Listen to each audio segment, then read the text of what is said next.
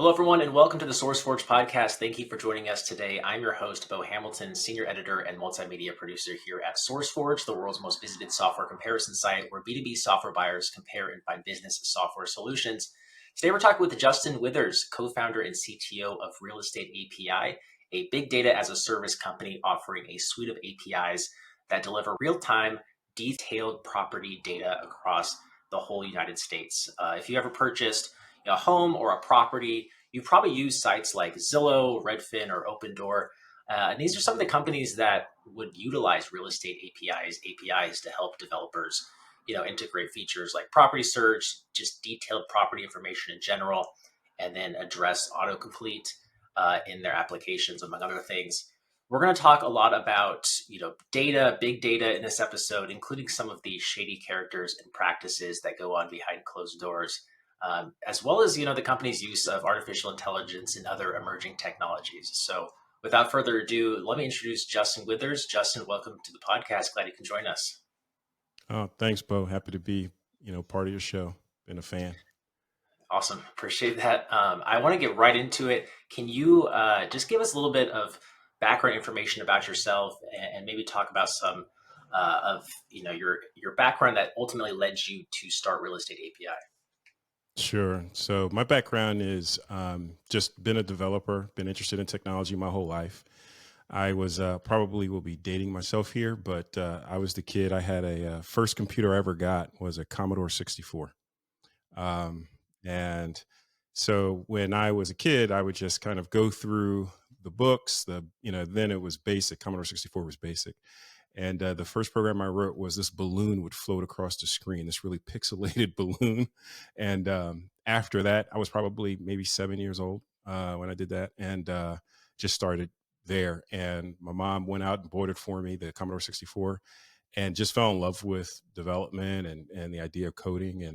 And so now I've been doing it all my life. I've worked for a variety of organizations, from developing really complex architectures and complex systems, actuarial systems, to AI systems that we're doing here at Real Estate API, and have run enterprise architecture teams and all the like. So kind of have come full circle to now being an entrepreneur, and really kind of acting as the CTO slash chief scientist at Real Estate API. But yeah, it's been something I've been doing my whole life, and that I love, just building things and developing things from a blank screen into something that can really help people and businesses. And so, yeah, it's a passion. That's so cool. That's great. You mentioned the Commodore 64. I remember just watching some of the old um, advertisements on YouTube, the catchy songs about Commodore 64. But that's neat. So did you kind of realize you can merge your interests, your background with being a developer, with property management? Like, how did you get into the property side of things, the real estate side of things? Well, again, so that started as a kid as well. When I was a kid, my mom and I would go, and my father, we would go on Sundays. And that's when all of the builders in our area, I'm from New Jersey originally, all the builders would have open houses. So between, I would spend all my free time coding and learning how to code as a kid. And then on Sundays, we would go visit properties. And my dad was really interested in real estate. And so I kind of got into this desire to understand real estate at a very young age. Like, how did builders operate? So much so that after I did a stint as a enterprise architect, I went into the real estate business, but mainly on the solution side. And also, when I say solutions, I mean not just application development, but actually like lending and understanding how mortgages work deeply. And if there's any place that you understand and learn the structure of real estate deals, it's on the financing, it's on the money side. And so I did that, and I actually ran a an underwriting team and also an operations team. And my job was to understand risk assessment of the loans that we were buying as a lender. And so I was able to develop tools because of my background, my coding background, to sort of understand and assess risk very quickly. And I also had a background in interest rate predictions. I did a project with Wharton Econometrics and Forecasting Association when I was maybe 18. And there we were using their data. I was working for a bank for an economist, and we were understanding interest rates. So anyway, all that experience went into trying to understand modeling around how to sell mortgages and understand risk. But that's where I really understood and started to learn real estate was really on the on that side, and providing financial solutions for real estate developers, real estate investors, and then also the Wall Street secondary market that was purchasing these mortgages. And so that's where the two started to come together. And then when it really started to come together was around 2013, when my business partner and I, Vince Harris, he has an M&A background, mergers and acquisitions, and a private equity background. He was working for a very notable private equity firm up in New York after he obtained his master's degree. And he started saying then, hey, the next big revolution is property buying. So these companies are going to start buying properties, and companies like Open Door, companies like Knock and that sort of thing. He started to see the writing on the wall really early, and he started buying properties on his own. And he would ask me on the weekends, like, hey, can you develop a tool that does this, or makes it easier for me to understand, or this, or could quickly assess a property. So I started building him these little tools, and I was having fun with it. And next thing you know, we started building so many tools because of all these requests that he would send me. I was like, hey man, we're starting to build an application, and so maybe we need to kind of think about offering this to other folks, or maybe we need to start building solutions. And that's given that was my background. And so it started there around 2013. We were building SaaS products for real estate investors. And then as a necessity, we had to really understand the data deeply. And that's where the beginnings of Real Estate API, at least the ideas of it, started. That's really cool. That's really neat to hear you have such a wide encompassing background and knowledge of the industry. And I like your coding experience too, because, a lot of times I'll be talking with founders, and they have a really good understanding of the business and the industry, but they don't maybe have that like really specific kind of developer hands-on experience. So it's cool to see that you have you check all the boxes there.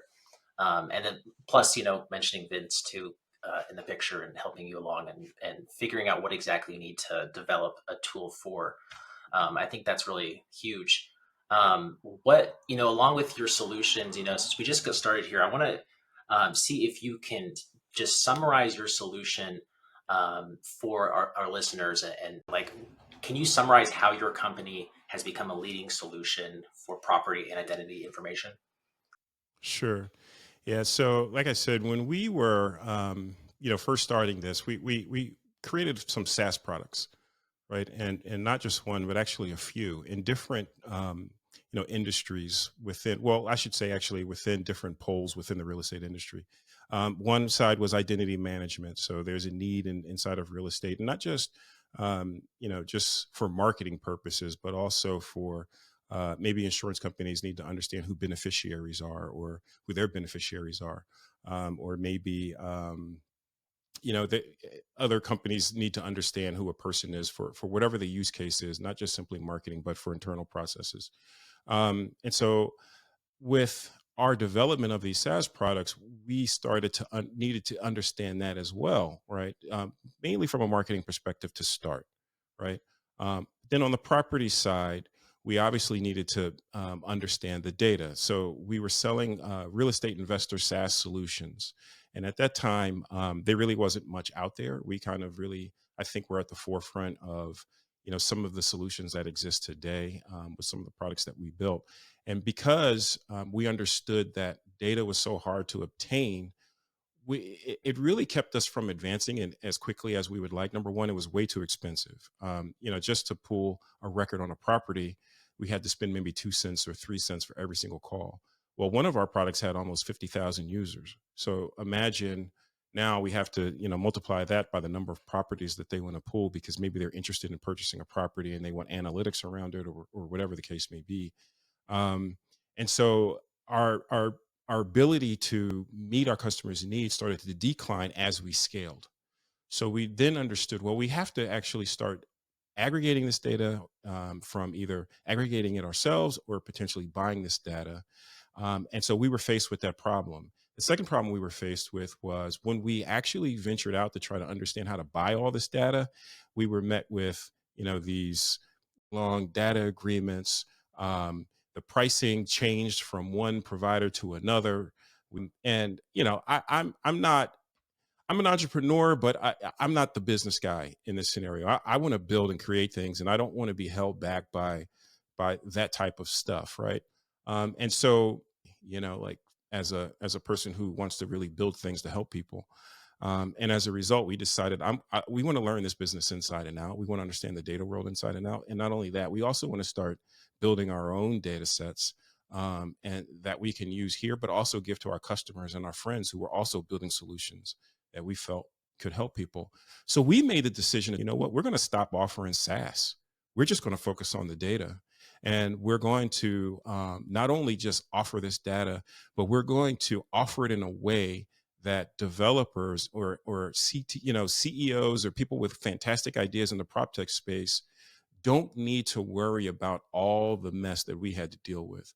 And that means everything, not just from the contracts, but even down to how you wrangle the data engineering, the pipelines, the having to go out and figure out a data warehouse, trying to figure out how to merge all this data together. And so I want to get back to another point. The reason that we were able to merge this data together from buying across all these various data sets was because we got really good on the identity side. So we had to understand how to map and match people. And I know that you've had people on your show who also understand the identity problem and have spoken to how complex that is. So the other side of that I had to learn is understanding, how do you merge multiple big data sets from different disparate data sources and understand how to match people and understand that that truly is the right person and the same person, that this is Bo Hamilton in this data set is the same Bo Hamilton there, or what's the probability that these two Bo Hamiltons are actually different people. And so, understanding that linkage problem and putting advanced algorithms and machine learning against it, well, we got really good at that. And so that enabled us then on the property side to also merge these data sets and bring data around the properties together. And where we are today is now we're merging all of this together so that you just don't understand the property, but you understand who the person is in the property. And that has become really powerful for some of our customers with some of the more advanced um, you know models that they're trying to build. So we've kind of moved not just from being a really expressive API and making it super easy to get large scale data fast, but we're also now becoming, from the request of a lot of our customers, a provider of labeled data sets and a provider of understanding how is it that you're trying to build your model, and how can we feed data to your model in an efficient way that makes your job easier? Because we want people with these fantastic ideas to focus on the idea. We don't want them to focus on having to build a data warehouse and having to build APIs and having to build um, or understand how to merge all this data and deal with data contracts and who do I source data from, and let us handle that. And so that's where we decided to focus, and that's really kind of how where we are today. Yeah, no, that's a great breakdown, and I think you're absolutely right in the sense of like just talking about how I guess messy data can be, specifically real estate data, and you're dealing with a lot of private information, and you also have to keep cognizant of the regulations both on the state and the federal level to prevent things like discrimination. Just make sure data is represented well and accurate. It's not misleading. You talked a lot about the challenges associated with that. With your data and how it's expensive. There's a lot of agreements associated with it. Um, maybe you can elaborate on some of the challenges, but I'm also just curious fundamentally, how do you obtain your data, and do you are you constantly staying aware of the privacy aspects to it? Absolutely, yeah. I mean, we focus on, for us, right? There's a few acts, right? There's obviously, GDPR, a lot of the, PII data rules that we have to meet here in the United States as well. Is it Graham Leach Bliley Act? From a just PII data as it relates to person data, and especially if that data is going to be used to make underwriting decisions or credit decisions. And so we are that now. I'm not an attorney. I build things, so we have an attorney who's on staff with Real Estate API that does our compliance. So it's a constant conversation that we're always having, and the best thing for us to do is to hire a professional and someone who that's their life, that's what they do, and have studied and went to school for, and we have that on staff here at Real Estate API. So yeah, I mean for us, the main thing is we want to do our business with high integrity, and because we want to win the trust of our customers. And again, we are technical folks at heart.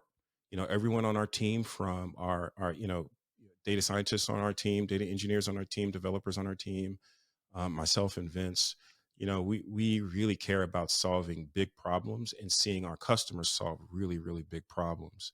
And so we want them to know they can trust the data that we give them, that, there's not going to be some downstream reason that they're going to get in trouble for using our data. So yeah, everything kind of goes through that compliance quality check for sure. And then you also mentioned, just general data quality, right? Because it's not just the merging of the data that we have to actually go through extensive data quality before we even get to that merging step. So that was a good point that you did bring up. Yeah, the data quality, I think that's huge. And then I guess, I mean, maybe you can elaborate on where you source your data first before I get to my next question, which I really, maybe I'll just get right to the next question because it's about the shady practices. Maybe you can talk about some of that going on. Yeah, so I mean, we a lot of our data is we purchase it from different sources. There's only a few companies that are really, that offer maybe a large, assessor data set or recorder data set. And so we have relationships with all of them, and honestly, at these companies, there's some fantastic people. The industry just is the industry. These folks didn't create the industry. And there's a little bit of trying to protect the industry as well, especially as if I say this, at one point we were talking about data as the new oil, and this was maybe 6-7 years ago that people were saying this, right? Maybe even longer than that. And if they were saying that then, like, data truly is the oil now. And um and so now this data, obviously, given that we're in the AI economy, is much more valuable than it's ever been. And so you're going to see larger companies are going to start to become a little bit more wary of how their data is being used and their ability to monetize it. And so, as you know, so we're purchasing from them, but at the same time, we're out aggregating our own data, right? So there's public data sources that we can buy licenses from. So we can buy data direct from counties. We can buy data, direct from various municipalities as well. And then at the same, we're also able to, where it's legal and it makes sense, we also scrape data as well, right? So all three sources, we're buying from major sources, we're buying direct from counties and municipalities, and then we also have, like, tools that go out and aggregate data across the web, where we can find that unstructured relevant data that actually makes sense to add and enrich our other data sets. That's what we do, so that we can try to create something that's very different than what's being offered, um, from some of the other data sources, and then bring all that together and enrich that data in a way that really empowers our customers to build some really expressive models, and or just offer it through in their SaaS products or their CRM tools, to their customers, to real estate agents, whomever it is that they're trying to offer their data to, whoever their customer is. Yeah, thanks for kind of explaining that to me because I asked that not to like get you in trouble or put you on the spot or anything. It's just to help me understand the background some more, and because this is a newer industry. I haven't had someone like yourself working specifically in the real estate data industry. I purchased my home a number of years ago, and kind of understood the consumer side of things. So kind of learning more what goes on behind the scenes is interesting to me. I will say too, regarding the data is the new oil. I think that's 100% true, but also nowadays, I think a lot of times we're almost drowning in data. It's trying to extrapolate meaning from the data, right? Valuable insights.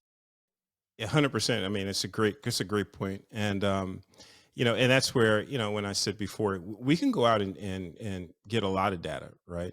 But is it relevant? And does it make sense? Is it important to your model? So when you do your feature analysis, what are the things that matter? And so we get those clues and those cues, I should say, from our customers. They're constantly, and that's what I love about the product that we're building is that honestly, it started with an idea that we had that this was needed because the data is just so hard to get, and it's so hard to actually go out and spend the money that you need to really make it the data actionable, where you can get insights, and from the resources, the people you got to hire, all the way through the modeling and that you've got to do in your warehousing and everything else. Um, so what has really helped us there is just, like I said, our experience of being in the shoes of our customers, wishing that something like this had existed.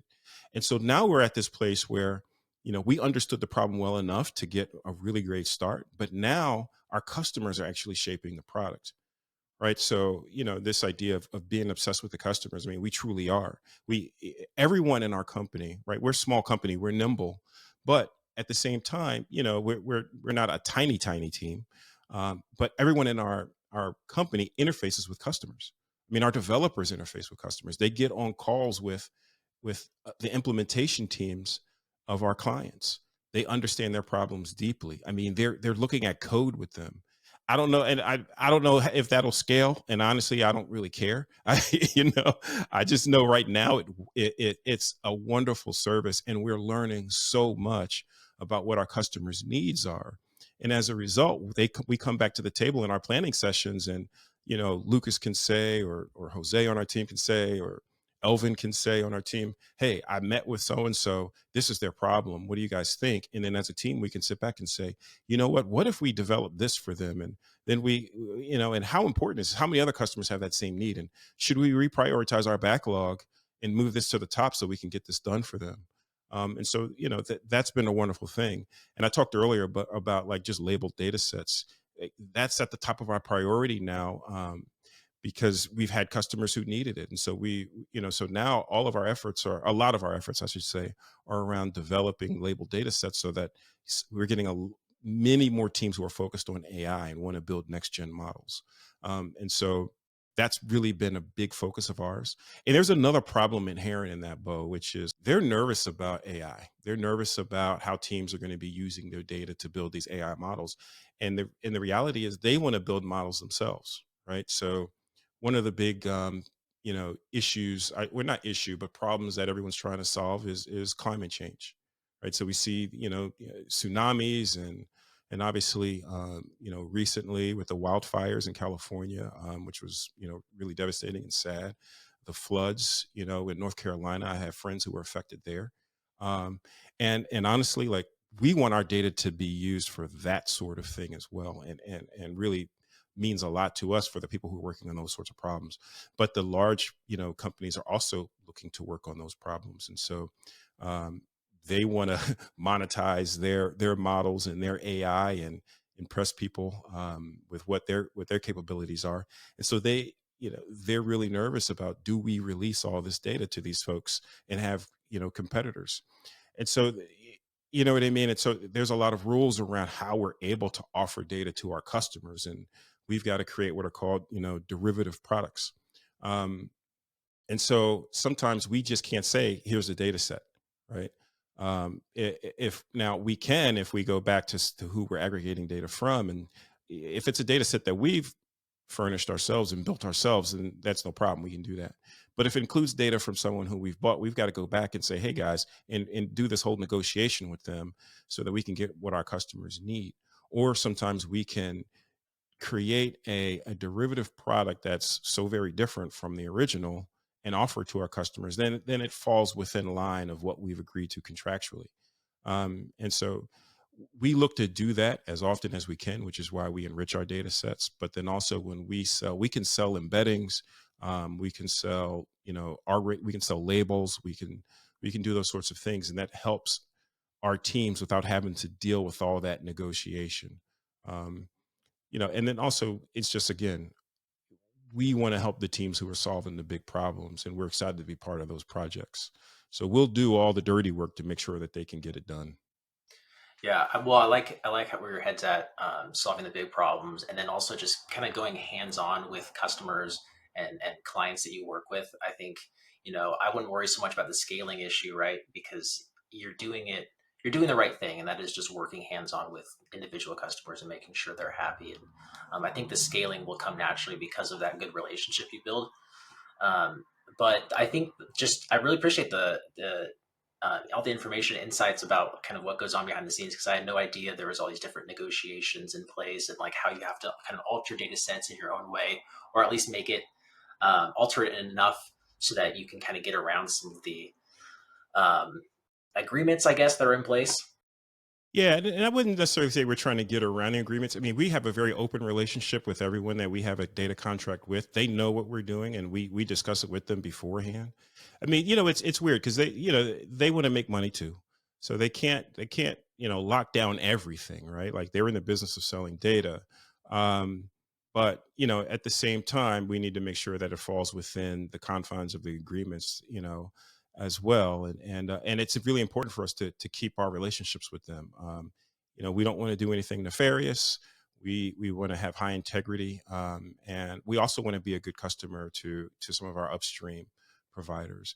But just to answer the question succinctly, yeah, we buy data, we aggregate directly, to enrich those data sets that we purchase, and then we also do your typical data harvesting, which includes things like scraping, or even buying data sets from already developed data sets from people that you've never heard of, right?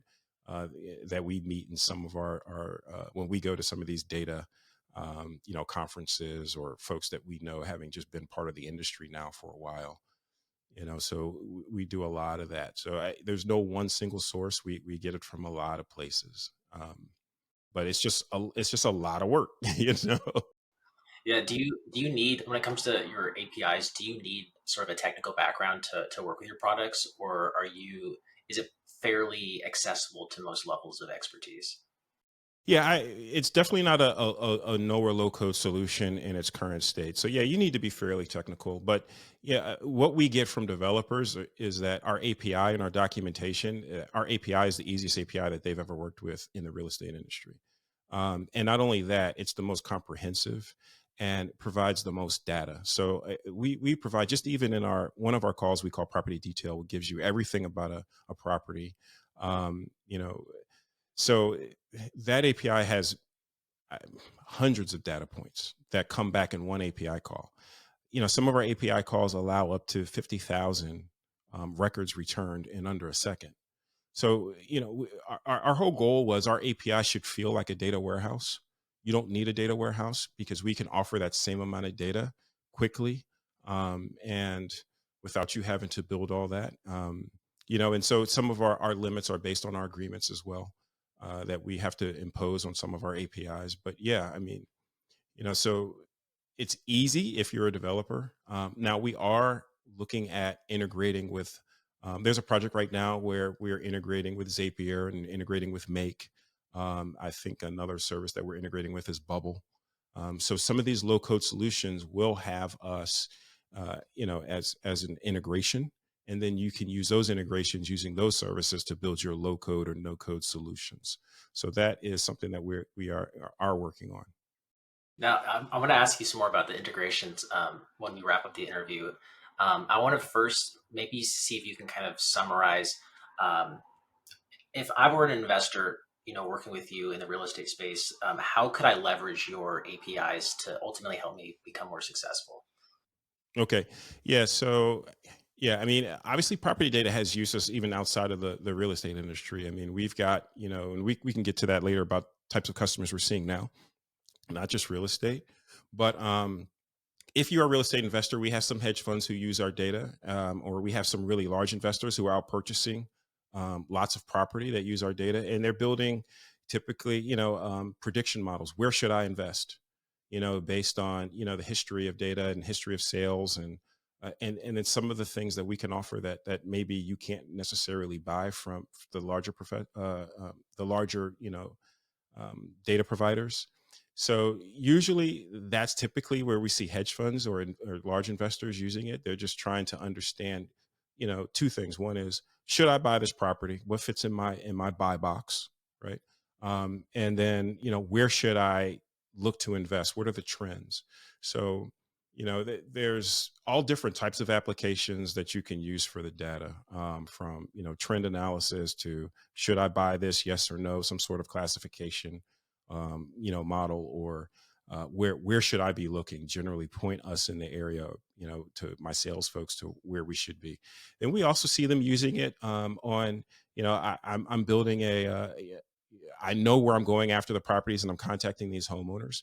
But now when they call, I want to be able to have like a complete understanding of the property with my inbound sales rep, so that they can understand, the details of the property and discuss that with the homeowner. We see a lot of our CRMs using it to pre-fill applications, where they may be building a CRM for real estate agents, and the real estate agent is doing some sort of marketing, campaign.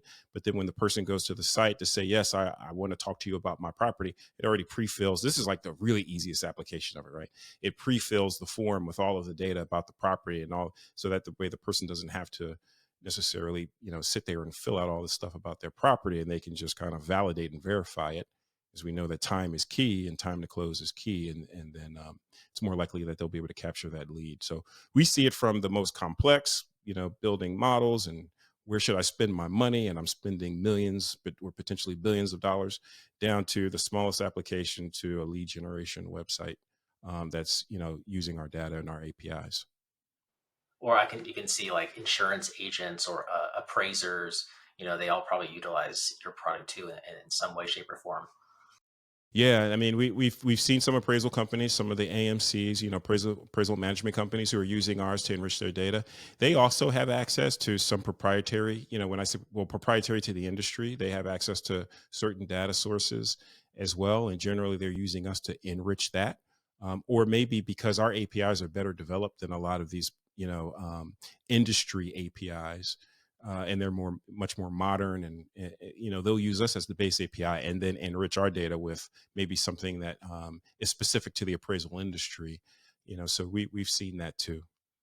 Now, without naming names, and I mean, you're welcome to name names, of course, but do you have a favorite success story where real estate API solved a maybe significant problem for a client? Man, we've got a lot of success stories. It's hard to choose, honestly. I can give you some. I mean, we've got a well-known company in the solar industry that uses our data to, sort of triangulate on properties and do pricing models on properties by understanding like roof, dimensions of the property, and, where they should focus their business. We've got, trying to think, like like I said, we've got a lot of the industry CRM tools that are used in the real estate, investor industry. We've got a good number of those that are using our data, and then basically building, from the easiest part of this is the marketing list. Where I'm really excited though is these AI teams, and we see, AI teams that are coming in and using our data to build. It's hard to really say what they're doing, because I don't want their idea to be out there in the wild and someone's like, "That's a great idea. I'm going to start building that too," when they're trying to get traction. But where we've seen a lot of recent success is where some of these AI teams are looking to raise money. They're able to raise it more, quickly, because they didn't have to spend a year trying to get the data and do all the things. They are able to get a POC out fast. And so we've seen companies able to raise money very fast. And I think those are some of my favorite stories, where they've got this really, next gen idea. And, they're not bogged down with the weight of having to, focus on the ugly side. They can focus on what their idea is and get it out quickly. Um, but we've seen some insurance companies using our data to make decisions around, financial based, applications, decisions around, who should, who should they either lend money to, or they should even insure, um, property management companies. So it's all over the place. I think when we got this solar company, that was exciting for us, because this particular customer was the very first outside of the real estate industry where we saw like a great application of it being used. And they were going after, I think, they even repair. We have one like a roofing company that goes out and repairs roofs after maybe a hailstorm, and they want to find houses that meet their criteria based on age, dimensions, the other details about the property, where they can sort of focus their efforts and determine whether or not this is a house that they potentially has damage after a major storm. um, so we've seen all types of applications of it. So do I have a favorite? Not really. But do I have, a category of favorites? Yeah, it's what some of these newer teams are doing on the AI side. They've got these really incredible ideas. Yeah, the solar roofing company is a great example because I just got solar for my home, and I was on the customer side of things, punching in my address, trying to see like information around how much sun exposure I get on my roof. I had to talk to separate roofing companies about like the durability and shape of condition of my roof to make sure that it could withstand holding solar panels for 20 plus years. So that's a great example. It hits home with me for sure.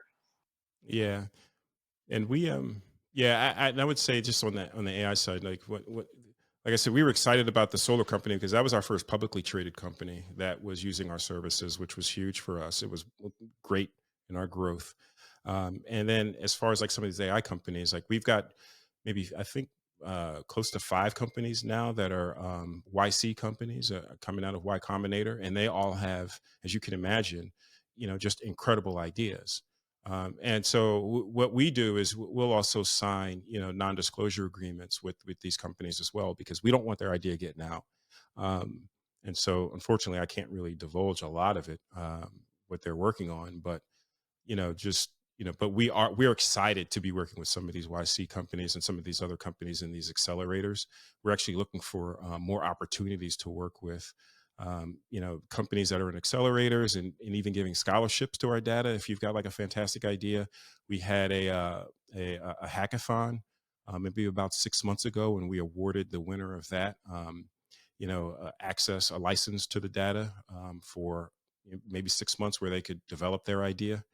And so, we're always looking for opportunities like that to really help folks who are, you know, like me, the person who started as a kid who just really wanted to build, and not worry about all this other stuff, and just really focused on building really, really incredible tools, and really, really building things that could help people. And honestly, we want the people who are trying to change the world, um, because we're going to do everything in our power to get them the data in the hands that they need so they can build the thing that does change the world. That's what really gets us excited, and keeps me up at night, is like, are we doing everything we can to make sure that these brilliant people have what they need, to just get this idea that keeps them up at night, like it kept me up at night, into a reality. So.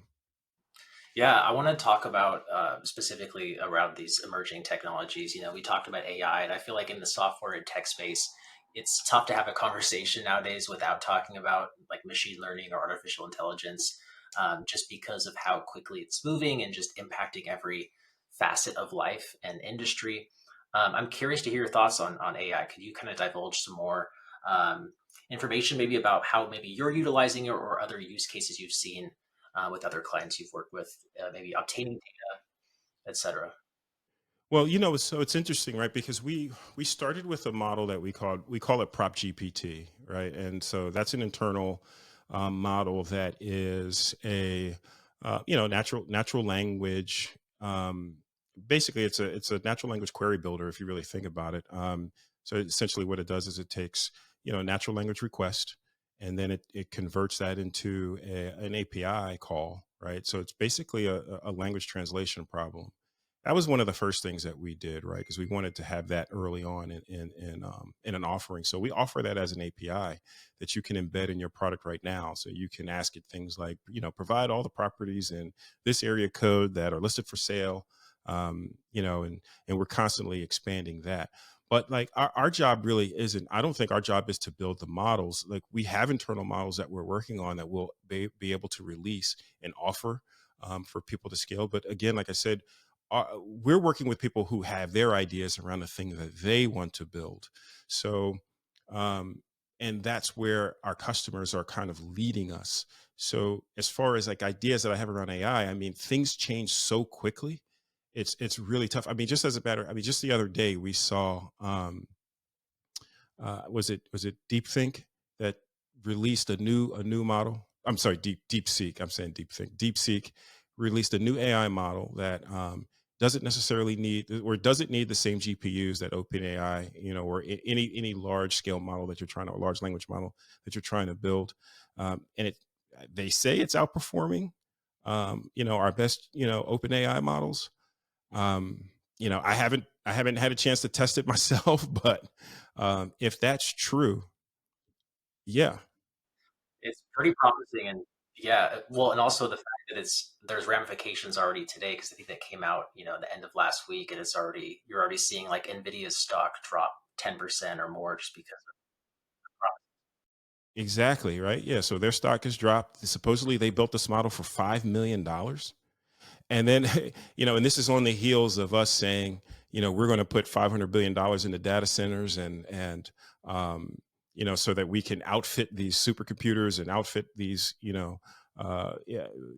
farms of just these machines with the right chips and everything else. And they're like, no, we did this for $5 million. So what that means is, right, we're going to be in a fast paced effort to understand, well, how did they do it? How did they get there?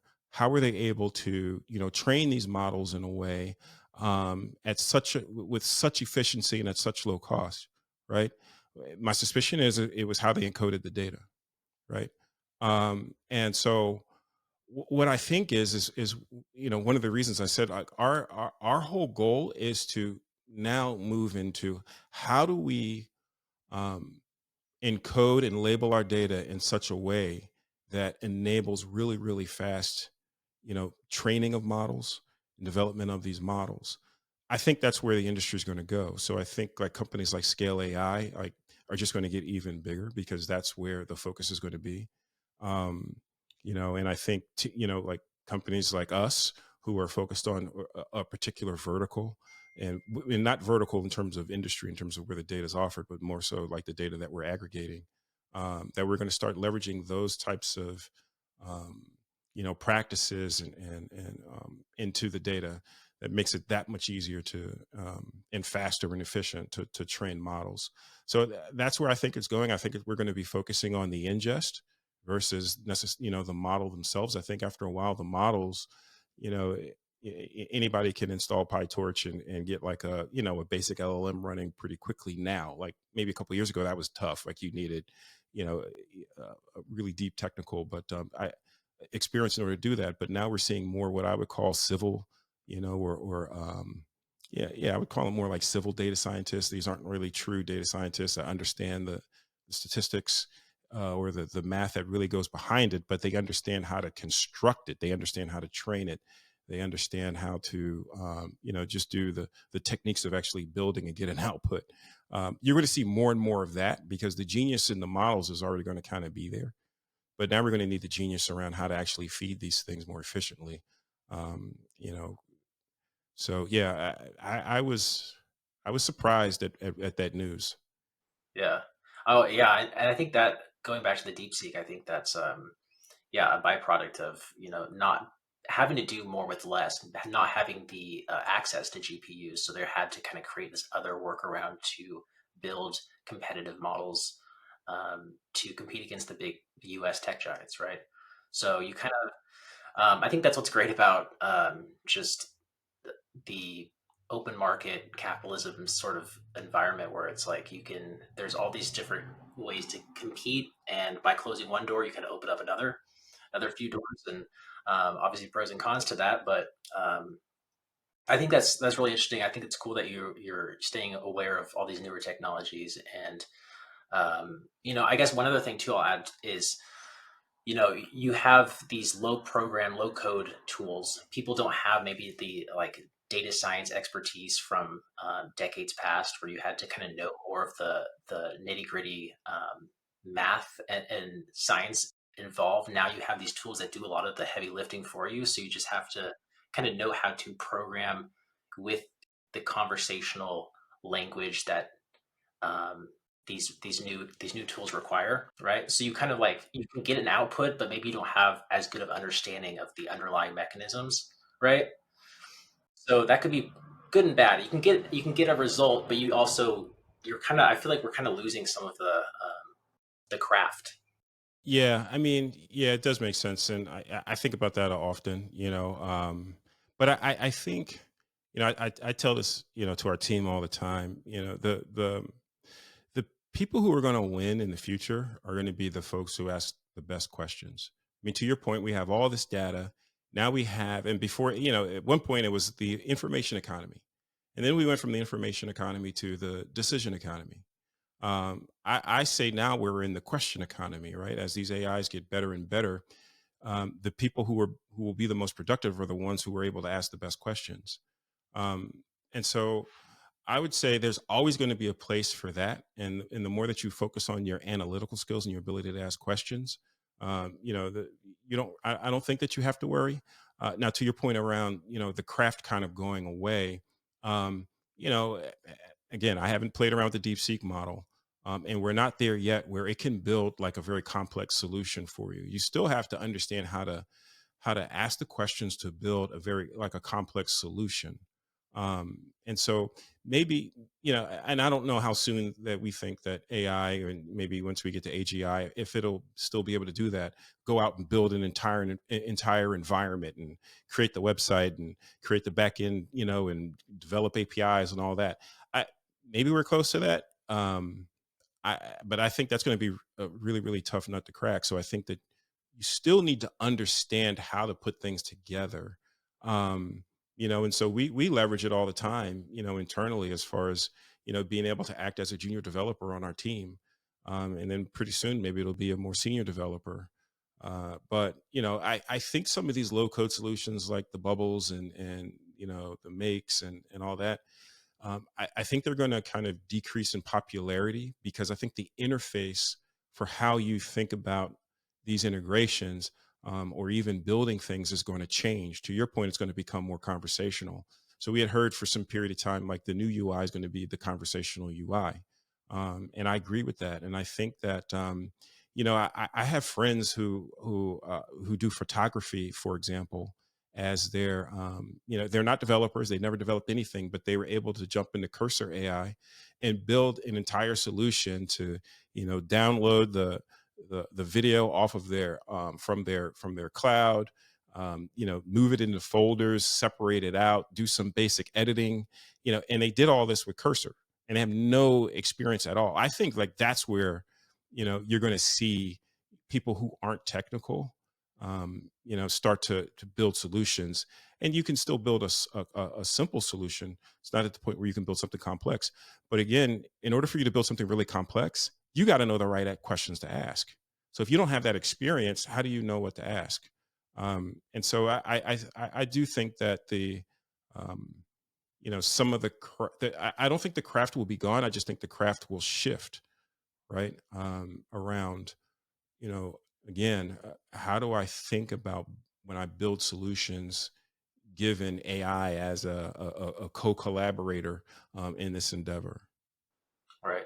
No, that's a great answer. I think that is really key. Is how do you create the right questions? Because I mean, we're all becoming sort of amateur prompt engineers, right? And so how do we extract the most information from the questions and inputs we provide? I think that's huge. And I think that is a great, because I always like to liken this current AI age we're in as like the efficient era, where we're just becoming more efficient than ever before, thanks to all these different tools and how they democratize um, access to or just being able to create these really big products that would typically require huge teams and lots of money essentially to create. So I think that's great. I think that's a great way to kind of encapsulate the AI. era we're in. I want to kind of circle around to Real Estate API one more time as we kind of wrap up this interview. Um, you know, looking down the pipeline, we talk about AI, machine learning. You talked about some of the integrations you have, but are there any just new features, updates, partnerships that are in the works you can announce for your company?